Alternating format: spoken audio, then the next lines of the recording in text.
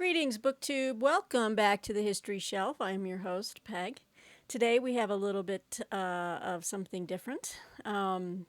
This is a smallish book haul from a religious press, so it might thrill a lot of my Catholic viewers or anyone just interested in religious history, theology, fiction, stuff like that. These are books from Ignatius Press.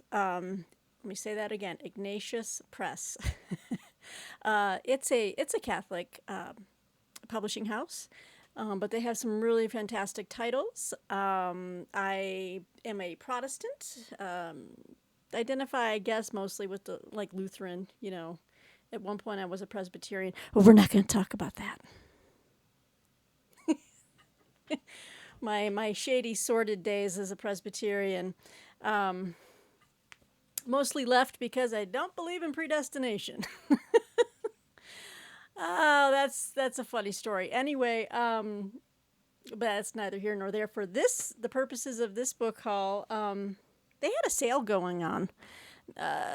Probably, I bought these a little bit ago. I get a lot of books either sent to me or I order them. I still buy a lot of books. And so, and then I work quite a bit, so I don't get to film these videos as soon as I would like to. So just know that this was probably a sale that ended over a month ago, or maybe more. But anyway, so let's go through this stack, shall we? I know in a previous book haul, I bought a used copy of, and I can't remember if it's 3 books or 2. I think it's 3. But this is the second book in the series. But I decided I wanted to read the series that Pope Benedict XVI, Joseph Ratzinger, wrote on Jesus of Nazareth. And he started with the first book. Come on, Peg, where is it? It was in another haul, and I showed it to you. Jesus of Nazareth, Part 1. And then this is the second book in the series. And this I bought brand new. The first one I bought used. Pretty good condition. But this one is just it's beautiful. Nice little, it's a smallish volume. But this is Jesus of Nazareth, Holy Week, from the entrance into Jerusalem to the resurrection. The beautiful binding. Whoa, there you go. There's the Pope. Ex-Pope. What happened in the final week of Jesus of Nazareth's earthly life? In Jesus of Nazareth, Holy Week, Pope Benedict takes up that and other crucial questions. How did the man whom many hailed as the Messiah come to be rejected by the leaders of his own people? Who was responsible for his death, the Romans or the Jewish authorities, or both? How did Jesus view his suffering and death? How should we? Did he establish a church to carry on his work? What did he teach about the end of the world? And most importantly, did Jesus really rise from the dead? This is a book for Christians, Catholics, Protestant, Orthodox, as well as other believers and non-believers. Benedict brings to his study the vast learning of a brilliant scholar, and he is a brilliant scholar. I mean, that's people might not agree with. Oh, well, yeah. There is that seedy part of him in the beginning of his life, which I want to get. There's a biography out right now, and I think I just ordered it, the first volume, Pope Benedict, but talks about his whether he was a willing, the Nazi youth thing, whatever. But after that, if you look at his body of work, he is a deep scholar. So anyway, I think that's why I wanted to read this. I know he's a very, very educated and erudite man, especially when it comes to scripture. So I wanted to take a look at this. But anyway,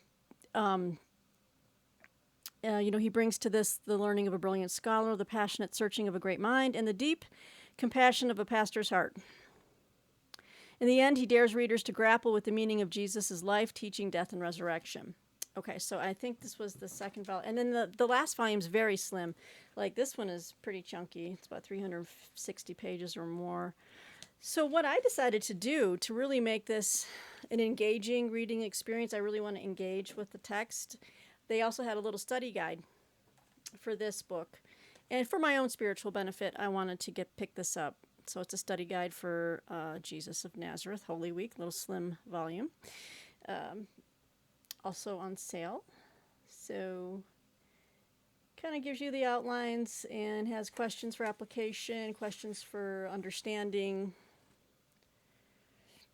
That's stuff I can just kind of grapple with on my own, and kind of just, with these type of study guides, I like to have like a piece of paper, and I like to write out my answers, so it makes me slow down and think before I put, the ink onto the paper. So I picked up the study guide to go with that book. Along with that, I picked up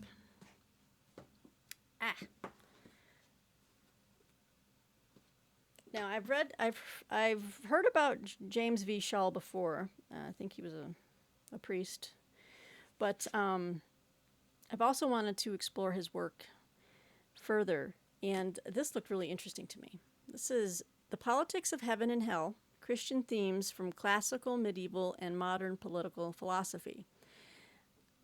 And no, I have a friend who likes philosophy, John David. I think you might be interested in this, but we'll see. Maybe not. But anyway, so I picked this up. It looked really interesting and at a really good price.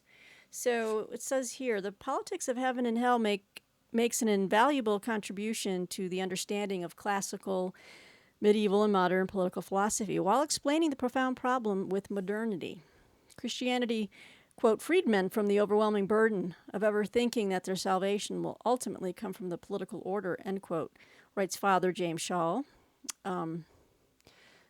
Looks like Society of Jesus Modernity.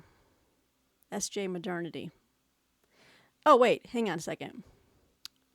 So it says S period J period. So I think that stands for Society of Jesus. So it says S.J. capital M Modernity. S.J. Modernity, on the other hand, is a perversion of Christianity that tries to achieve man's salvation in this world. It does this by politicizing everything, which results in the absolute state. Quote, the distance from the city of God to the Leviathan is not at all far once the city of God is relocated on earth, end quote. The best defense against this tyranny is the, quote, adequate description of the highest things of what is beyond politics, end quote. Both reason and revelation are needed for this work, and they are eloquently and ably set forth in this book. So, I love studies like this, and just discursions that go into, he's quoting Kenneth Minogue in here too. This is going to be juicy, heady work here. Fantastic. Oh, I might have to start this one first.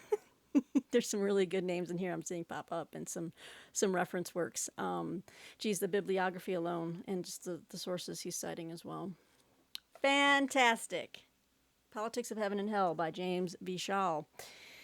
Next book, some of my viewers might be wondering, Pecky, are you considering converting to Catholicism?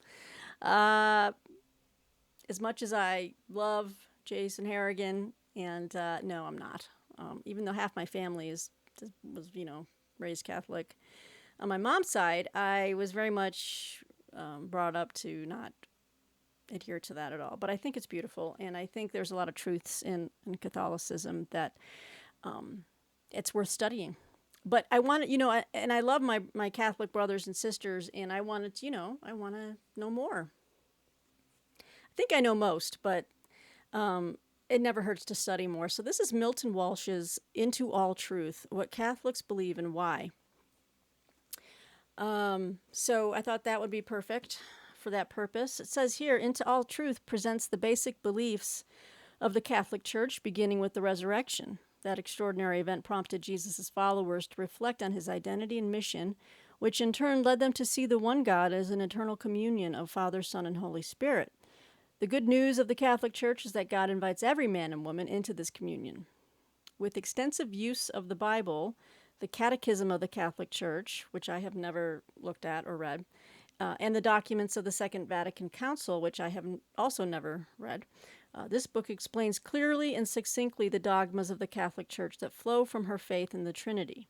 Each dogma is traced back to the faith of the first followers of Jesus, and its development over time is explored. Each chapter also outlines the implications of a given belief. The resurrection, for example, has as much to say about human destiny as about the ultimate fate of Jesus. This book is intended for the general reader, Catholic and non-Catholic alike. Woo, thank goodness. An online study guide is available for use with this book. Oh, that's perfect. Oh, okay. We'll see if it's for you or not. It is an ideal way for young adults and older adults as well to deepen their understanding of the Catholic faith. So I'm all for it. I'm here for it. I'll have to look up that online study guide. So we'll see. As I get into this, I might disagree with places. I might, who knows, I may not. But I don't foresee myself, changing, becoming a Catholic. But I should say my partner was born and raised Irish Catholic. So, but she's, not active in the Catholic faith anymore.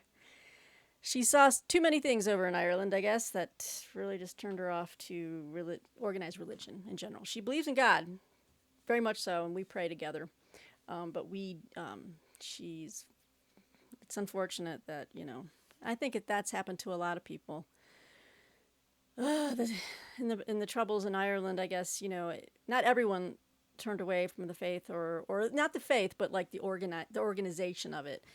But it left a bad taste in her mouth, and I can understand why, when they were just surrounded by people of God just killing each other.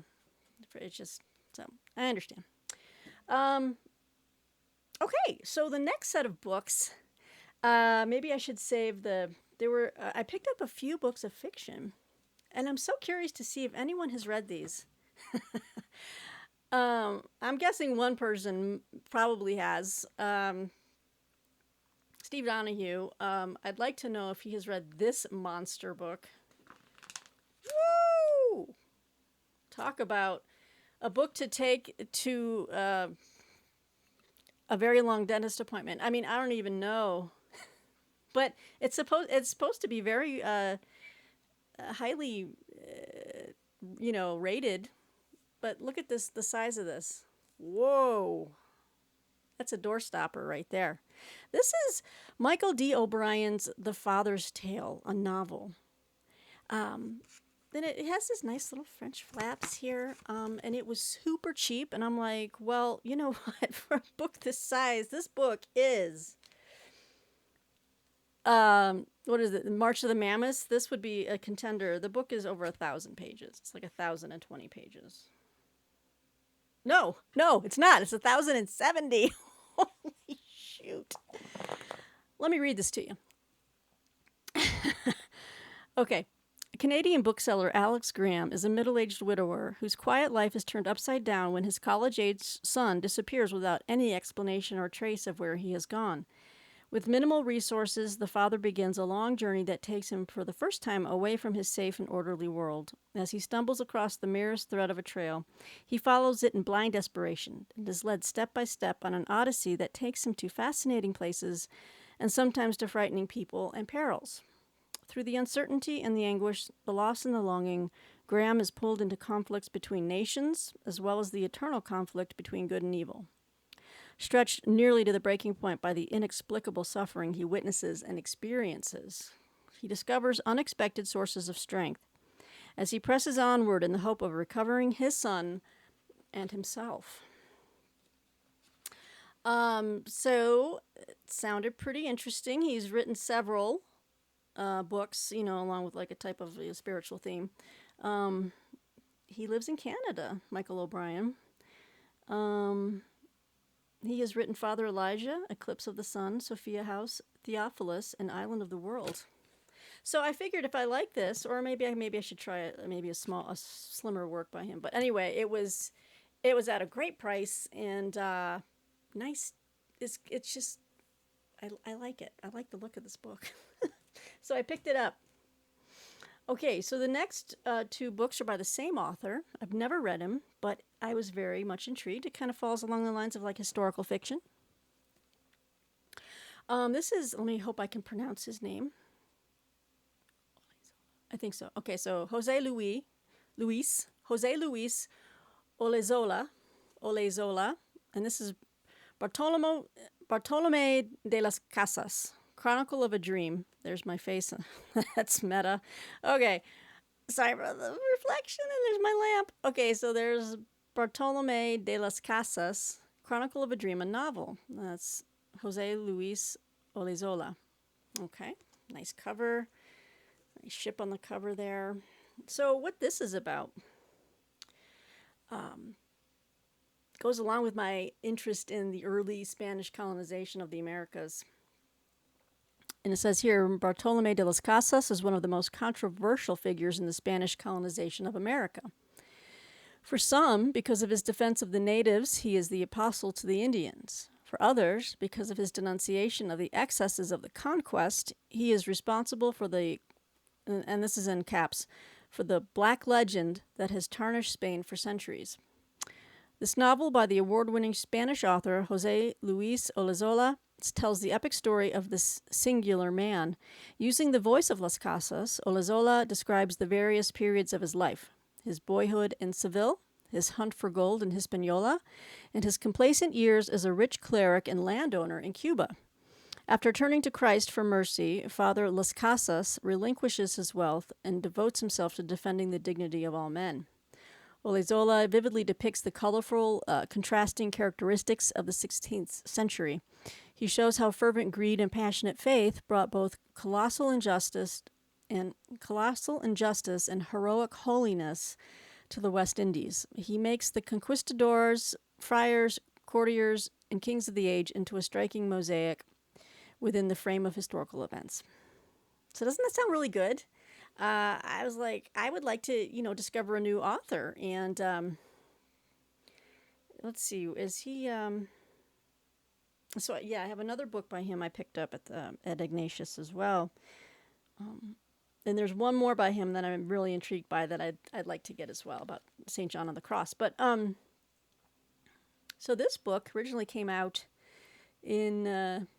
so this is obviously a working translation, but the original Spanish edition came out in 1997, and so the Ignatius Press came out with it in 2019. I should say this is translated by Richard Goodyear. That should probably say that on the cover. Okay, so Chronicle of a Dream, I picked that one up. The next book by Jose Luis Olezola is General Escobars War. And it's a novel of the Spanish Civil War. And on this channel I've talked a lot about how it's been a new kind of passion of mine. In fact, I need to start another book on the Spanish Civil War. I read a bunch of it for some books on review, but I want to get back into it. I want to get that big history by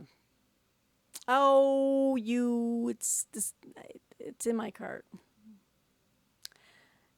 Hugh Taylor. It is Hugh Taylor, I think, right? I think it's Hugh Taylor.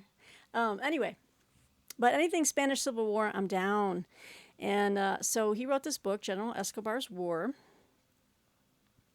And it says here, winner of Spain's prestigious, I can't say the P words today, winner of Spain's prestigious Planeta Prize for fiction.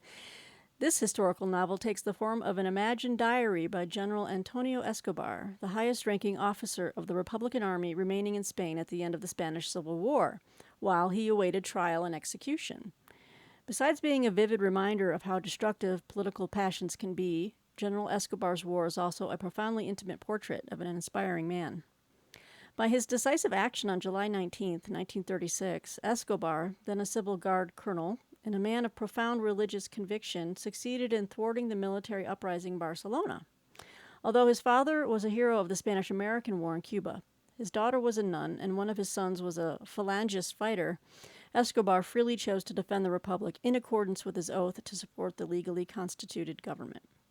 The author gives a rare perspective of the Spanish Civil War, free of partisanship and ideology, through a soldier who, in Spain's great historic schism, chose to take a deeply uncomfortable stance because he believed his duty called him to do so. It's the kind of stuff I love. It's the kind of stuff I love to read and be inspired by. So General Escobars War from an Ignatius Press. Ooh, okay, great stuff. So actually, this is going to be maybe a 30-minute video, maybe less, because this is all just the Ignatius books. I have 3 more books here. Okay, I'll go with this one. This one was really hugely on sale, like half off or more. And I had my eye on it when it came out. Oh, it came out over a year ago, didn't it? Last year, 2020. I was intrigued by it in light of everything going on in the world and, people questioning the founding and the Constitution and everything else. I wanted to pick this up and give it a go. This is Robert R. Riley's America on Trial. Sorry for my lamp. Let's try this. And there's my window. Let's do this. America on Trial, A Defense of the Founding. It has a foreword by Larry P. Arnn, which for any of you who get the imprimis little leaflets that are mailed out, he's the president of Hillsdale College. But Robert R. Riley is the author. So it's a beautiful hardcover. So let me just read this to you real quick here. The founding of the American Republic is on trial. Okay. Critics say it was a poison pill with a time release formula. We are its victims. Its principles are responsible for the country's moral and social, and principles is P-L-E-S, not P-A-L-S. Okay, so it's principles, not the people, but it's principles. Its principles are responsible for the country's moral and social disintegration because they were based on the Enlightenment falsehood of radical individual autonomy. In this well-researched book, Robert Riley declares not guilty. To prove his case, he traces the lineage of the ideas that made the United States and its ordered liberty possible. These concepts were extraordinary when they first burst upon the ancient world. The Judaic oneness of God, who creates ex nihilo and imprints his image on man, the Greek rational order of the world based upon the reason behind it, and that's a capital R, reason, and the Christian arrival of that reason, or logos, incarnate in Christ. These may seem a long way from the American founding, but Riley argues that they are, in fact, its bedrock. Combined, they mandated the exercise of both freedom and reason, lowercase r, reason. Okay. These concepts were further developed by thinkers in the Middle Ages who formulated the basic principles of constitutional rule. Why were they later rejected by those claiming the right to absolute rule, then reclaimed by the American founders, only to be rejected again today? Riley reveals the underlying drama, the conflict of might makes right versus right makes might. America's decline, he claims, is not to be discovered in the founding principles, but in their disavowal. Food for thought right there. Interesting. Okay. Going to give this one a go. Oh, I see. Okay. It's a lot to look at here. It's chapter titles such as The Legacies of Athens, Jerusalem, and Rome, The Medieval Roots of Constitutionalism. We get into it. The Loss of Reason and Nature. Let's see here. What else? Ooh. John Locke, Problem or Solution? This is interesting. Thomas Hobbes and the Rise of Secular Absolutism, and he even has a chapter called Enter Martin Luther, Exit Christendom. Uh-oh. Do we have a Catholic hater on our hands? No, I don't know. Enter Martin Luther, Exit Christendom. Okay, well, hey, you know what? We'll leave that for another time. So anyway, we got America on Trial, Defense of the Founding. Okay, so these 2 books are just completely off my radar. Never seen these before in my life. But they're a set. We got Volume 1 and Volume 2. And at first I got the author's name mixed up with a certain famous lawyer from the Clinton scandal back in the day, and I'm like, wait, he wrote these? What's going on here? It's not the same guy. Okay, so the biggest book is the first book, actually, but they're just beautiful. I think some of you out there are going to want these. Beautiful hardcover set, and I'll try to remember what I paid for these, but they were super cheap. Look at this. Kevin Starr, not Ken Starr. That's where I got hung up. I'm like, Kevin Starr? Ken Starr? What's going on? Continental Ambitions, Roman Catholics in North America. The subtitle is the Colonial Experience. But look at this beautiful hardcover. Oh my gosh. Again, when we got blurbs from everywhere on here. And including one from James Shaw. So just gorgeous. And if I take off the dust jacket, it's a very sturdy, beautiful book. So this talks about the colonial experience, and I'm always interested in religious history, and of course, the Catholics did not have an easy time over here in America in the beginning. So I've always been very interested in that. Let me read this to you. Kevin Starr has achieved a fast-paced evocation of 3 Roman Catholic civilizations: Spain, France, and recusant England, as they explored, evangelized, and settled the North American continent. This book represents the first time this story has been told in one volume. Okay, that's why this book is so big. Showing the same narrative verve of Starr's award-winning Americans in the California Dream series. I've never heard of that. This riveting but sometimes painful history should reach a wide readership. Starr begins this work with the exploration and temporary settlement of North America by recently Christianized Scandinavians. He continues with the destruction of Caribbean peoples by New Spain, the struggle against this tragedy by the great Dominican Bartolome de las Casas. Look at that. Look at that tie into the book I got. Oh, my God. The Jesuit and Franciscan. That wasn't. Okay, so he was the great Dominican Bartolome de las Casas. Okay.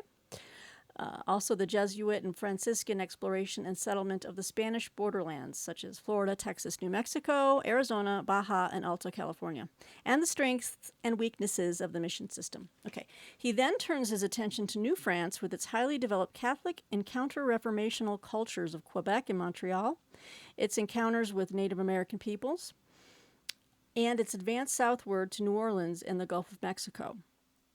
The volume ends with the founding of Maryland as a proprietary colony for Roman Catholic recusants and Anglicans alike, the rise of Philadelphia and southern Pennsylvania as centers of Catholic life, the suppression of the Jesuits in 1773, and the return of John Carroll to Maryland the following year.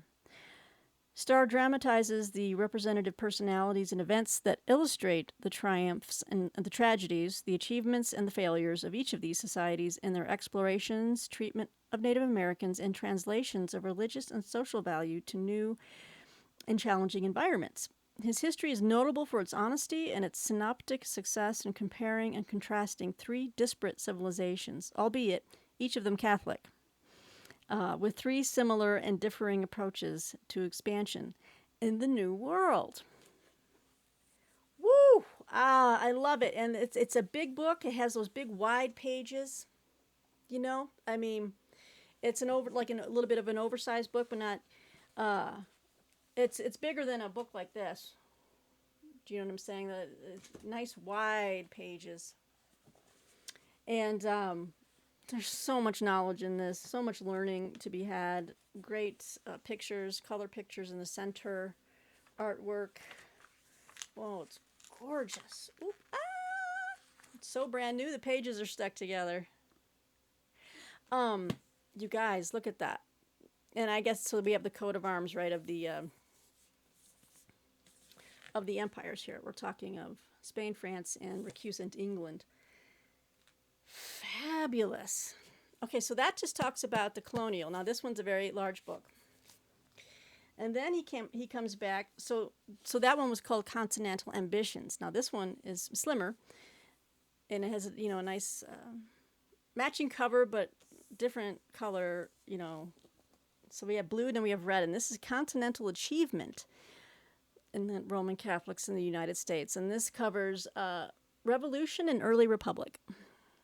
So now you see we're down to 2 here. Kevin Starr, not Ken Starr, in case you're interested.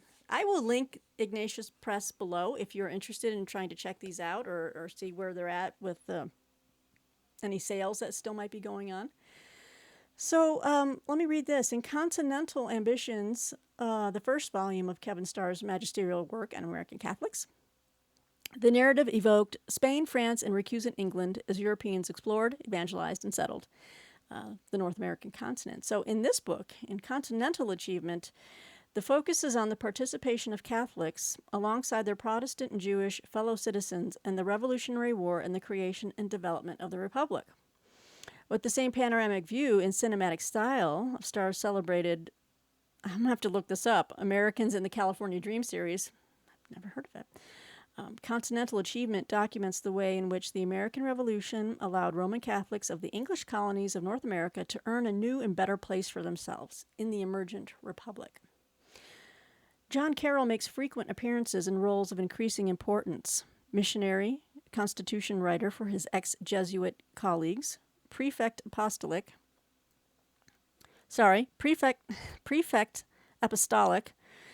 controversialist and defender of the faith, bishop, founder of Georgetown, cathedral developer, archbishop and metropolitan, and negotiator with the court of Rome. In him, the Maryland ethos regarding Roman Catholicism reached a point of penultimate fulfillment. Starr also vividly portrays other representative personalities in this formative period, including Charles Carroll, the only Catholic to sign the Declaration of Independence. The only Catholic. His mother, Elizabeth Brooke Carroll. I've never seen this word before. Sulpician. Sulpician. Sulpician. Is that some type of order? Jason Harrigan, help me out here. What is a Sulpician? Sulpician John Dubois, whose escape from France in 1791 was arranged by Robespierre. Convert Elizabeth Bailey Seton, founder of the first American sisterhood, the Sisters of Charity, right? I've heard of her. Stephen Moylan, Muster Master General of the Continental Army. Oh, I love this guy. And I should know how to pronounce his last name, considering my last name. Polish military engineer Thaddeus Kosciuszko. Colonel John Fitzgerald, an aide-de-camp to General Washington. Benedict Flaget, the first bishop of Bardstown, Kentucky. Merchant Sea Captain John Barry, who fought and won the last naval battle of the war, and William de Bourgh, Bishop of Louisiana, who offered a Te Deum in a ceremony honoring General Andrew Jackson after his victory in the Battle of New Orleans. With his characteristic honesty and rigorous research, Kevin Starr gives his readers an enduring history of Catholics in the early years of the United States. I am so over the moon about this set. I want to start reading this right now. Okay, you know what? I'm going to have to start this later this fall. Well, maybe end of September.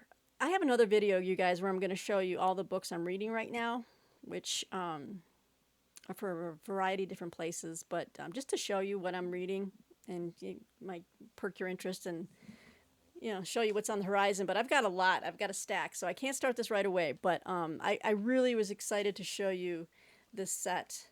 And if anyone out there is interested, please check out the link below.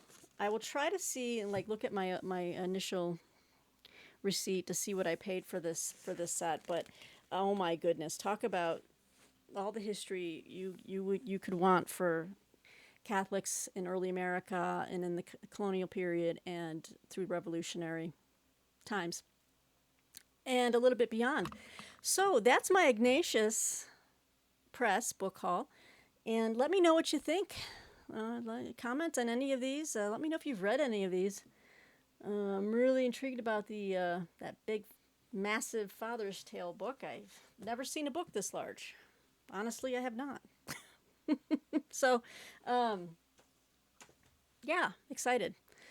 All right, guys. Well, that's all for right now. I'll make another video soon. But thanks again for liking and subscribing. And please do check out and I'll link it below. I had a book chat with Bill Ruttenberg at the Ruttenberg Library. We talked about the Thaddeus Stevens book that recently came out by Bruce Levine. It's called Thaddeus Stevens, Civil War Revolutionary and Fighter for Racial Justice. And we had a great talk. We keep things pretty loose and easy. I think you might enjoy that. So it's also on his channel. I'll link both videos below. But anyway, guys, have a great day, and we'll talk to you soon, BookTube. Bye.